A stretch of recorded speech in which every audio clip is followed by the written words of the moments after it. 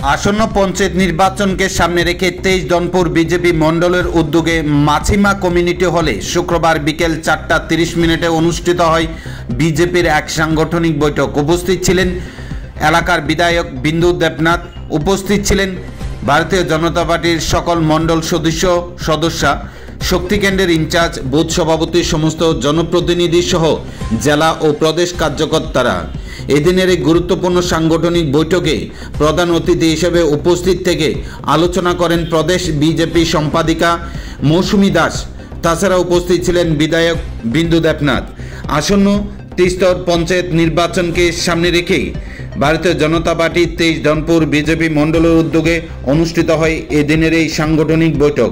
এদিনের এই সাংগঠনিক বৈঠকে বিজেপি কর্মী সমর্থকদের উপস্থিতি ছিল লক্ষণীয়।